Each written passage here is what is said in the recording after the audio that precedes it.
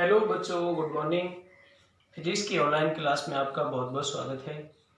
देखिए बेटा, मैंने आपको एक क्वेश्चन दिया था। हमारा जो टॉपिक चल रहा है वो है त्रुटि, और त्रुटि कितने प्रकार की होती है मैंने आपको आराम से समझाया, और उसमें कितने प्रकार की होती हैं, किस तरीके से उनको ज्ञात करना होता है। और एक मैंने आपको एक न्यूमेरिकल दिया था जिसमें आपको निरपेक्ष त्रुटि, माध्य निरपेक्ष त्रुटि, आपेक्षिक त्रुटि और प्रतिशत त्रुटि निकालनी थी। देखिए, और इससे पहले मैंने जो 2 वीडियो बनाई थी उसमें आपको 2 यंत्रों के बारे में बताया। स्क्रू गेज, पेंच मापी क्या होता है, और आपका वर्नियर कैलिपर्स क्या होता है। तो देखिए, आप ये सोच रहे हैं कि ये फालतू की चीजें सब कहाँ से जोड़ रहे हैं, कैसे कर रहे हैं। देखिए, ये हमारे आपके फिजिक्स का बहुत ही इम्पोर्टेंट पार्ट है कि जब आप पीएमटी का एग्जाम देने जाएंगे तो उस पीएमटी के एग्जाम में, या आप कोई भी आईआईटी का एग्जाम देने जाएंगे तो उसमें इन इंस्ट्रूमेंटों से, यंत्रों से रिलेटेड आपसे क्वेश्चन पूछे जाते हैं। और आपको जब इन यंत्रों के बारे में ढंग से पता नहीं होगा तो आप किस तरीके से याद कर पाएंगे, कैसे क्वेश्चन आप निकाल पाएंगे। अल्पतमांक क्या होती है, कोई क्वेश्चन दे दिया जाए उससे रिलेटेड। देखिए, जब आपकी ऑफलाइन क्लासेस होंगी तो उसमें मैं आपको ये चीजें दिखाऊंगा भी, और आपसे चलवा के भी दिखाऊंगा, और आपको पूरी कैलकुलेशन किस तरीके से ली जाती है वो आपको नोट भी करवाऊंगा। बिल्कुल एकदम इजीली आपका क्लियर हो जाएगा। तो देखिए, इन यंत्रों की हमें आवश्यकता क्यों पड़ी, क्योंकि हम पैमाने का इतना बड़ा, मतलब छोटी छोटी रेंज होती नहीं है कि वो 1 मिलीमीटर से छोटी वस्तु को वो माप सके, है ना। तो उनके लिए हमें दूसरे यंत्रों की भी आवश्यकता पड़ेगी जिनकी अल्पतमांक साधारण पैमाने से भी छोटी हो। तो उनके बारे में मैंने आपको बताया था। देखिए, एक चीज और है कि हम थोड़ा सा, मैं टाइम लूंगा 2 मिनट, कि हम 10th क्लास को बढ़िया नंबरों से पार करके आ चुके होते हैं, लेकिन जैसे ही आप यहाँ 11th और 12th में पहुंचने वाले होते हो तो आपको एक पुल की जो आवश्यकता होती है। 10th 11 12th में बहुत बड़ा अंतर है। 10th की चीजें प्रयोग जरूर होती हैं 11 12th में, लेकिन 11 12th में आपको बहुत बड़ी चीजें विस्तार रूप से मिलेंगी, और 12th को ढंग से समझने के लिए आपको 11th जरूरी होना चाहिए। ये जो पुल बनता है आपका, और ये पुल बनता है आपका मैथमेटिक्स बेसिक से, जिसे आप फाउंडेशन भी कह लीजिए। चाहे वो बायो का विद्यार्थी है, चाहे वो मैथ का विद्यार्थी है, जो इसमें आपके 11th क्लास में आवश्यक मैथमेटिक्स है, कैलकुलेशन है, वो आपको सीखना बहुत जरूरी है। और आपका जब ये पुल ही नहीं बनेगा तो बिना पुल के तो आप रास्ता ढंग से आसानी से पार ही नहीं कर सकते हैं, है ना। तो ये चीजें हमें समझना बहुत जरूरी है कि आप देखिए, फिजिक्स में फेल कीजिए इसको, प्रैक्टिकली चीजें देखिए कि आप जब न्यूमेरिकल सॉल्व करने जा रहे हैं तो उसमें मैथमेटिक्स के फॉर्मूले यूज होंगे, नए नए फॉर्मूले यूज होंगे, और नए नए फॉर्मूले आपको नहीं पढ़ाए जाएंगे। डायरेक्टली यूज करेंगे तो आपके कोई चीज समझ में नहीं आएगी। यही इस चैप्टर में मैं, इसलिए टाइम लग रहा है, सारी चीजों को धीरे धीरे आराम से समझा रहे हैं आपको। तो आपकी अभी त्रुटि बाकी है, जो त्रुटि वाला चैप्टर चल रहा है, अभी बहुत कुछ बाकी है उसमें, और को बहुत कुछ बाकी वो तब होगा बाद में जब आपका एक गणित का, मैथमेटिक्स का एक आपका टॉपिक कंप्लीट होगा जिसे कहा जाता है अवकलन। बिना अवकलन के आप फिजिक्स में, और बिना समाकलन के आप बहुत सारी चीजें, यानी कि 50% 60% फिजिक्स सीख नहीं पाएंगे बिना अवकलन और समाकलन के। वो हम समझाएंगे, और आपको ये भी फील कराएंगे कि आप 10th क्लास से भी थोड़ी थोड़ी चीजों को इनको पढ़ के आते हैं, लेकिन यहाँ पर एक नया रूप, बड़ा नाम दे दिया जाता है। तो देखिए, आपको 10th 11th क्लास में पहुंच तो गए, लेकिन इस पुल को मजबूत करने के लिए आपको मैथमेटिक्स को भी मजबूत करना पड़ेगा। और आपका मैथमेटिक्स दिया जाता है आपके 11th क्लास की फिजिक्स में, जिसे बेसिक मैथमेटिक्स कहा जाता है। चाहे वो विद्यार्थी आपका बायो का हो, चाहे वो विद्यार्थी आपका मैथमेटिक्स हो। तो ये आज मेरी इस बात को आप देख लेना, नोट कर लेना कि आपका मैथमेटिक्स बहुत अच्छा होना चाहिए फिजिक्स को समझने के लिए। ऐसा तो है नहीं कि जब आप मान लीजिए आप बायो लेंगे तो 12th के बाद में आपको फिजिक्स से कहीं वास्ता नहीं होगा, लेकिन आप जब कोई कंपटीशन में जाएंगे तो फिजिक्स को बहुत जरूरी है पढ़ना, फिजिक्स में भी पास होना जरूरी है। न्यूमेरिकल आपको समझ में आनी चाहिए, थ्योरेटिकल कॉन्सेप्ट है, लाइन थ्योरी की एक एक लाइन आपको समझ में आनी चाहिए। हमें धैर्य रखना चाहिए। धैर्य का मतलब है कि आप ऐसा मत सोचिए कि एक ही दिन में जो सर ने पढ़ाया ये सारा का सारा सब कुछ कवर हो जाए। या दूसरी चीज ऐसी है कि वो विद्यार्थी आज जुड़ा है इस वीडियो से, वो ये देख रहा है कि यहाँ से तो हमारे समझ में नहीं आया, तो बेटा CD by CD by CD by CD step by step आपको देखना पड़ेगा, शुरू से देखना पड़ेगा और चीजों को धैर्य से समझना पड़ेगा, फील करके समझना पड़ेगा। आपको जो चीज टॉपिक पढ़ाई जाती है आप नोटबुक में देखिए, NCERT की बुक में देखिए, क्वेश्चंस कैसे हैं, थ्योरी कैसी है, थ्योरी आपको समझाई जा रही है, साथ के साथ क्वेश्चन भी कराए जा रहे हैं, हमने सारा सब कुछ आपको समझाया। तो प्लीज थोड़ा सा ध्यान दें कि जो आपको बेसिक बताया जा रहा है जिसे फाउंडेशन कहते हैं और फाउंडेशन के हिसाब से आपको पढ़ाया जाएगा, बहुत सारे क्वेश्चन तैयार किए जाएंगे। जब आपकी नींव जो बेस मजबूत है हो जाएगा ना बढ़िया तरीके से, तो आप उस पर कितनी भी बड़ी बिल्डिंग इमारत खड़ी कर सकते हैं। और वो बिल्डिंग तभी खड़ी होगी आप थ्योरी को बार बार पढ़ेंगे, बार बार पढ़ के कॉन्सेप्ट क्लियर होंगे, फिर उनसे रिलेटेड संबंधित आप थ्योरेटिकल क्वेश्चन करेंगे, उनसे संबंधित आप न्यूमेरिकल सॉल्व करेंगे और न्यूमेरिकल सॉल्व करेंगे तो आपको मैथमेटिक्स आना जरूरी है, क्या चीजें समझाई जाती हैं। तो प्लीज आप इसको थोड़ा सा धैर्य से सुने मेरी बात जो मैंने कही है कि बिना बेसिक के आप आगे नहीं बढ़ सकते हैं। इस चीज को थोड़ा सा ध्यान से समझना कि थोड़ा सा मैंने आज का आपको टाइम दिया, सॉरी, ये मुझे चीज बतानी बहुत जरूरी थी बेटा। तो देखिए इस क्वेश्चन को हम जब सॉल्व करेंगे तो इस क्वेश्चन को सॉल्व करते समय अपन को हमने क्या निकालना है कि हमें इसमें सबसे पहले निकालनी है निरपेक्ष त्रुटि, फिर उसके निकालनी है माध्य निरपेक्ष त्रुटि, फिर निकालनी है अपेक्षित त्रुटि और फिर निकालनी है प्रतिशत त्रुटि। तो इसमें थोड़ा आप ध्यान से देखेंगे, मैंने आपको क्या बताया था कि बेटा निरपेक्ष त्रुटि निकालने के लिए देखिए 5 रीडिंग दी हुई है। एक पेंडुलम, मैंने क्वेश्चन लिखवाया हुआ है कि एक पेंडुलम के आवर्तकाल के 5 रीडिंग पाठ्यांक लिए गए हैं, व्यक्तिगत माप ली गई है, प्रायोगिक माप, जिनमें ये 2 सेकेंड, 2.2 सेकेंड, ये 2.1 सेकेंड, 2.4 सेकेंड, ये 2.3 सेकेंड, 5 वैल्यू हैं।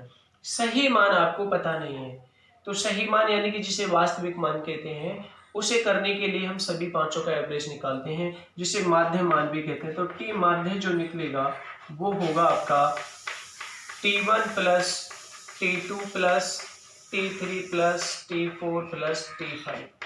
आप जानते हैं एवरेज यानी कि औसत, औसत मतलब माध्य मान, जितनी भी संख्याओं का औसत आप निकालें, एवरेज निकालें, सबको जोड़ के उतने का ही भाग दीजिए, बटे 5 हो जाएगा। तो T1 की वैल्यू कितनी है, 2 सेकेंड है, प्लस T2 की 2.2 है, प्लस ये 2.1 है, ये प्लस 2.4 है और लास्ट में आपकी प्लस 2.3 बटे क्या हो जाएगा 5। आप इन सभी को जोड़ेंगे तो कितना हो जाएगा, देखिए 2 10 तो हो ही रहा है ये, क्योंकि 5 जगह आ रहा है, ये 2 2, तो पॉइंटों को जोड़ लीजिए, 0.2 ये 0.3 हो गया, ये 0.3 7 हो गया, पॉइंट यानी कि 11 हो गया। तो ये आ जाएगा आपका 11/5 और 11/5 को जब सॉल्व डिवाइड करोगे तो 2 पंचे 10, 1 बचेगा, सॉरी 5 दूनी 10, 1 बचेगा, तो 2.2 सेकेंड आया टी माध्य आपका। ये आप इसको वास्तविक मान मान सकते हैं। तो आप पहले मान में निरपेक्ष त्रुटि निकालोगे ना, निरपेक्ष त्रुटि जो पहली वैल्यू में निकलेगी कि इसमें त्रुटि कितनी आई, तो निरपेक्ष त्रुटि का मैंने सूत्र बता रखा है कि व्यक्तिगत माप माइनस वास्तविक माप। त्रुटि नेगेटिव भी हो सकती है, नेगेटिव का मतलब है कि आप वास्तविक मान से कम है, और कम में आपको देखो किस तरीके से पता चलेगा क्या है। निरपेक्ष त्रुटि बराबर क्या आ जाएगी, पहले वाले के लिए निकालेंगे तो डेल T1 पहला व्यक्तिगत माप 2 सेकेंड यानी कि T1 और माइनस टी माध्य का प्रयोग होगा, और T1 आपका कितना है 2 सेकेंड है, और टी माध्य भी आपने निकाला है माइनस 2.2 सेकेंड हो गया। तो जब आप इसको सॉल्व करोगे तो कितना आएगा माइनस 0.2 सेकेंड, मतलब ये माध्य मान से कितना पीछे, माइनस 0.2 सेकेंड पीछे। इस माइनस का मतलब ये, तो त्रुटि प्लस में भी हो सकती है माइनस में भी हो सकती है, इसलिए चिन्ह प्लस माइनस का लगा देते हैं। कम भी हो सकता है मान वास्तविक से, ज्यादा भी हो सकता है, ज्यादा के लिए वो प्लस लग जाता है, अभी आपको पता चल जाएगा। इसी प्रकार आप डेल T2 निकालेंगे तो डेल T2 क्या हो जाएगा आपका T2 माइनस माध्य, T2 कितना है आपका 2.2 और आपका माध्य मान भी 2.2 है, तो इसमें कोई एरर नहीं आएगा, 0 सेकेंड हो जाएगा। इस तरीके से होगा। डेल T3 निकालेंगे आप तो डेल 3 यानी कि T3 माइनस टी माध्य, तो 2.1 माइनस 2.2 यानी कि माइनस 0.1 सेकेंड आएगा। डेल T4 निकालेंगे तो आप तो T4 माइनस टी माध्य निकलेगा, तो वो हो जाएगा आपका T4 कितना है 2.4 सेकेंड और माइनस 2.2 सेकेंड, ये आ जाएगा प्लस का 0.2 सेकेंड। तो त्रुटि प्लस में भी हो सकती है, माइनस में हो सकती है और नहीं भी हो सकती, जीरो हो जाएगी फिर, है ना। तो लास्ट में डेल T5 निकालेंगे तो वो क्या हो जाएगा बेटा, डेल T5 हो जाएगा 2.3 माइनस 2.2 और इज इक्वल टू 0.1 से। ये आपके 5 निरपेक्ष त्रुटि निकली। अब इन सभी का एवरेज निकालोगे, माध्यमान निकालोगे तो वो क्या हो जाएगा बेटा, माध्य निरपेक्ष त्रुटि। क्या हो जाएगा, माध्य निरपेक्ष त्रुटि।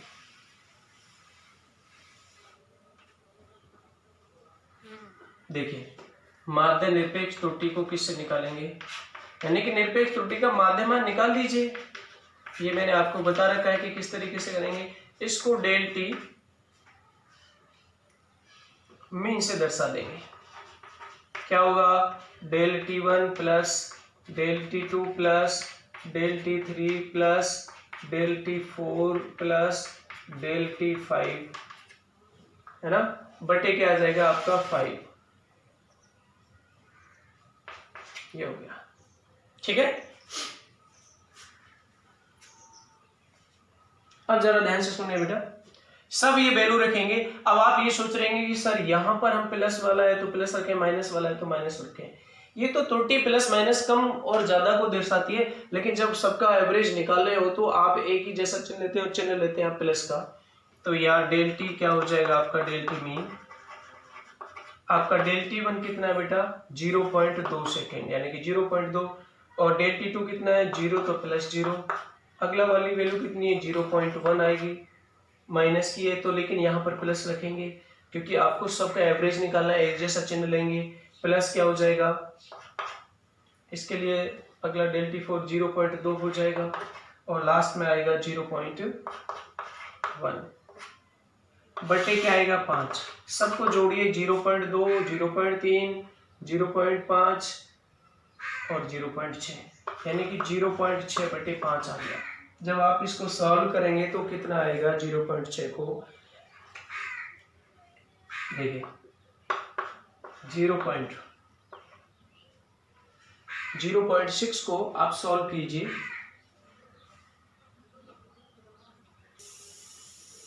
देखिए बेटा जब इसको सॉल्व करेंगे अपन तो कितना आएगा, 0.1 बार जाएगा पहली बार, तो कितना बचा 0.12 सेकेंड बचा। ये आपका डेल टी मीन आ गया। इसके बाद में आपको क्या निकालनी है, ये माध्य निरपेक्ष त्रुटि निकल गई। अब आपको इसके बाद में निकालनी है आपेक्षिक त्रुटि। क्या निकालनी है, आपेक्षिक त्रुटि। अब आपेक्षिक त्रुटि क्या होती है आपको पता है कि निरपेक्ष त्रुटि बटे माध्यमान, यानी कि क्या हो जाएगा आपका डेल टी मीन बटे टी मीन, और डेल टी मीन का मान कितना है 0.12 सेकेंड और टी मीन की वैल्यू कितनी है 2.2 सेकेंड। सेकेंड से सेकेंड कैंसिल होगा तो ये बचेगा 0.12 बटे 2.2, और जब आप इसको सॉल्व करोगे तो कितना पॉइंट हटाओगे तो ये यहाँ पर आएगा 12 बटे, इस तरीके से 220 पॉइंट जब हटाएंगे तो जब इसको आगे सॉल्व करेंगे तो 0.05454 इस तरीके से आता चला जाएगा। मैं बस यहीं तक लिख रहा हूँ, इतना आएगा। तो ये आपकी आपेक्षिक त्रुटि हुई। अब आपको प्रतिशत परसेंटेज एरर निकालना है तो वो किस तरीके से निकालेंगे, प्रतिशत त्रुटि किस तरीके से निकलेगी, प्रतिशत त्रुटि निकलेगी आपकी आपेक्षिक त्रुटि, आपको फॉर्मूला याद है, आपेक्षिक त्रुटि इंटू 100, और आपेक्षिक त्रुटि कितनी है 0.054 और इंटू हो जाएगा 100, तो इज इक्वल टू आएगा 100 की मल्टीपल करेंगे इसमें तो 5 पॉइंट यहाँ आ जाएगा तो ये हो जाएगा 5.4% हो जाएगी। इतनी एरर आई आपके सामने। अगर ऐसा कोई क्वेश्चन आता है तो इजीली सॉल्व कर लेंगे। देखिए आज इसके बाद में जो टॉपिक स्टार्ट करने वाले हैं, थोड़ा सा मैं उसका इंट्रोडक्शन आपको करूंगा, लेकिन वो बहुत ही इंपॉर्टेंट टॉपिक है, समझाएंगे उसका बेसिकली समझाएंगे। तब उसके बाद में जो बची हुई त्रुटि है ना, जो टॉपिक का नाम आएगा त्रुटियों का संयोजन, जिसमें आपके लगभग पीएमटी और आईआईटी में क्वेश्चन मिलता ही है। उससे रिलेटेड मैं आपको सारी चीजें बताऊंगा और शॉर्ट ट्रिक भी बताऊंगा जो कभी गलती नहीं बैठ सकती है, और बहुत सारे क्वेश्चन भी कराऊंगा जो पीएमटी में भी आए हुए हैं और आपके आईआईटी में बहुत इजी है। लेकिन उसको त्रुटियों के संयोजन को करने से पहले आपको टॉपिक पढ़ना पड़ेगा मैथमेटिक्स का अवकलन। अवकलन किसे कहते हैं, ये कौन सा टॉपिक है, मीनिंग क्या है इसका, समझाइए सर, हमें नहीं पता इसके बारे में बिल्कुल भी। इंग्लिश में कहते हैं इसको डिफरेंशिएशन।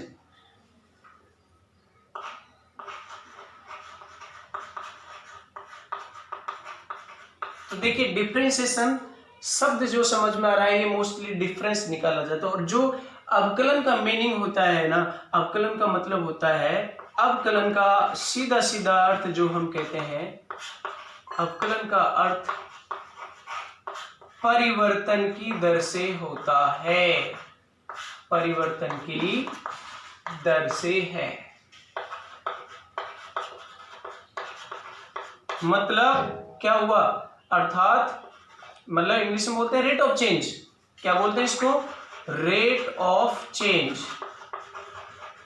अब किस तरीके से कैसे परिवर्तन निकालेंगे हम, कि एक राशि का दूसरी राशि के साथ में परिवर्तन, कोई भौतिक राशि हो या कोई मानो, एक राशि का दूसरी राशि के साथ परिवर्तन कैसे होता है, के साथ परिवर्तन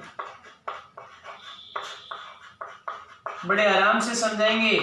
10th क्लास में आपने ग्राफ खींचे हैं, तो मैं एक साधारण सी समीकरण लेके चलूंगा, उदाहरण के बिल्कुल रूप से एकदम, कि आपको कोई समीकरण दी है, देखिए परिवर्तन की दर क्या है समझ में आएगा कि एक राशि के साथ दूसरी राशि के साथ परिवर्तन कैसे होता है। जैसे आपने देखा है ना, चक्रवृद्धि ब्याज निकालें तो समय के साथ ब्याज कैसे बढ़ती चली जाती है, ये कैसे घटती चली जाती है। लेकिन मैं आपको एकदम सरल तरीके से बताता हूं। आपने कोई इक्वेशन ली y is equal to x है, या आप इसको ऐसे भी लिख सकते हैं y माइनस एक्स बराबर 0। इसमें कितने वेरिएबल हैं, कितने चर हैं, 2। ये आप 10th क्लास में पढ़ के आ चुके हैं कि 2 चर वाली रैखिक समीकरण है। रैखिक का मतलब घात 1 हो गया। बड़ा सरल सा बात है, बहुत सिंपल सी बात है इसके लिए। और हमने कहा आपके इसके लिए ग्राफ खींचेंगे तो किस तरीके से, x और y के बीच में ग्राफ खींचेंगे तो x अक्ष और y अक्ष भी आपको पता होना चाहिए। और जो मैं वैल्यू ले रहा हूं, मैं अपनी तरफ से निरंतर कोई वैल्यू लेता हूं, तब इसका परिवर्तन कैसे निकालेंगे जरा ध्यान से सुने। ये आप जानते हैं कि ये x अक्ष का पॉजिटिव मान आएगा इस पर, और इस पर आपका y अक्ष का पॉजिटिव मान आएगा। परिवर्तन की दर दर्शा रहा हूं मैं आपको, देखिए कैसे। इसको समीकरण नंबर 1 लिख सकते हो। तो पहला स्टेप मैंने स्टार्ट किया कि आपने x इज इक्वल टू लिया 0, तो आपको y इज इक्वल टू भी मिला 0। परिवर्तन की दर का मतलब यहाँ से क्या है, इस समीकरण से क्या पता चल रहा है आपको कि y का मान x के मान के ऊपर निर्भर करे। पेशेंस करके एक एक चीज मैं आपको समझा दूंगा बड़े आराम से। देखो x इज इक्वल टू 0 पर y इज इक्वल टू 0 मिला। सेकेंड पॉइंट मैंने लिया कि x इज इक्वल टू 1 से 1 लिया आपने, तो y इज इक्वल टू भी आपको क्या मिल जाएगा, 1 मिल जाएगा।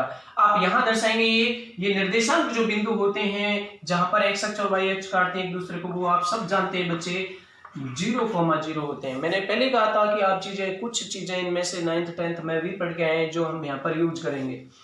अब आपने इसमें छोटे छोटे से खंड बनाए, जैसे ये x का +1 होगा, ये +2 होगा, ये +3 होगा, ये +4 होगा, इस तरीके से निकालेंगे हम। ऐसे इस पर y का +1, ये y का +2, और ये +3 और ये +4, तो ये 1 और ये 1। आपने जब x इज इक्वल टू 1 लिया तो y इज इक्वल टू 1 लिया, तो इसके निर्देशांक यहाँ स्थित होंगे इस तरीके से, क्योंकि ये रहा आपका 1 और ये रहा आपका 1। सब बच्चे समझ गए होंगे इस बात को। अगला जो पॉइंट आएगा आपका तीसरा कोई ले लीजिए, x बराबर 2 लिया तो y इज इक्वल टू भी 2 आएगा। आप अपने अकॉर्डिंग इसमें कोई भी पॉइंट ले सकते हैं।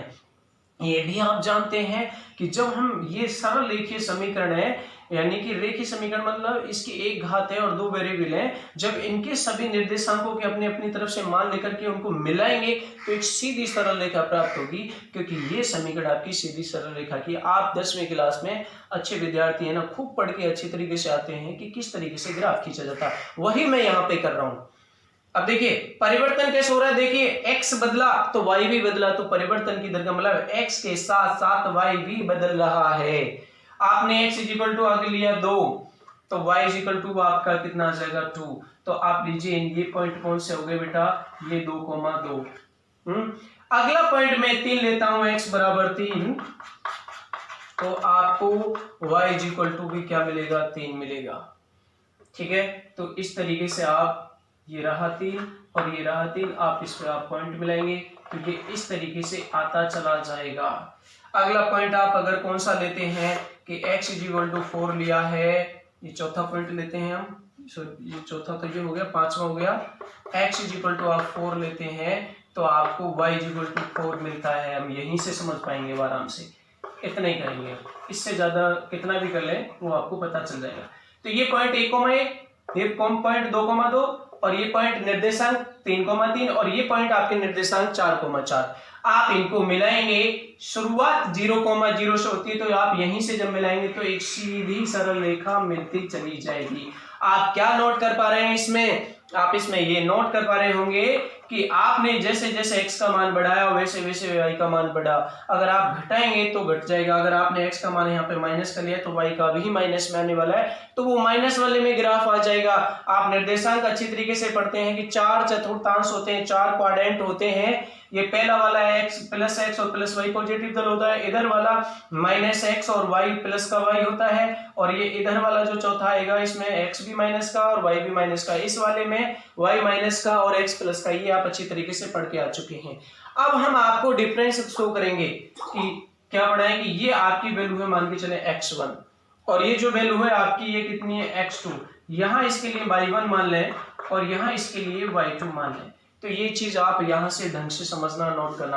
अब मैं कहता हूं यहां से यहां तक मान कितना है 2 और यहां से यहां तक कितना है y इक्वल टू 2, तो मैं अब आपसे देखो डिफरेंस किस तरीके से शो कर रहा हूं। ये आप चीजें नोट करेंगे अच्छी तरीके से, बढ़िया तरीके से आराम से समझेंगे, फिर मैं आपको रब करूंगा तब इधर से दिखा रहा हूं बेटा। ये चीज आप नोट कर लिए होंगे, ओके। अब देखिए जरा ध्यान से, तो देखिए चित्र अनुसार अगर मैं बात करता हूं किसकी, अगर ये देखिए ये यहां पर एंगल मैंने थीटा माना है, अपनी तरफ से कितना मान लिया, थीटा कोण मान लिया, कोई ना कोई तो ये लाइन है जो x के साथ में कोण बना रही है, वो मैंने कितना मान लिया बच्चों, थीटा। कितना मान लिया, थीटा। अब आप देखिए इन दोनों का डिफरेंस, ये गैप निकालना है मुझे। देखिए एक तो ये गैप निकालना है और ये गैप निकालना है, ये समकोण त्रिभुज बनना है। तो ये कोण तो आपको पता है, ये दोनों समांतर बैठेंगे तो ये भी आपका थीटा बैठने वाला है, इसमें तो कोई नहीं है। तो आप देखिए चित्र अनुसार किस तरीके से होगा कि मैं निकालना चाहता हूं y2 माइनस y1, जिससे मैं शो करूंगा डेल y से। किससे शो करूंगा, डेल y। डेल्टा का मतलब अंतर है, दो राशियों के अंतर को दर्शाता है, y2 और y1 के दो मानों के अंतर को दर्शाता है। यहाँ ये आएगा वैसे कितना, 1।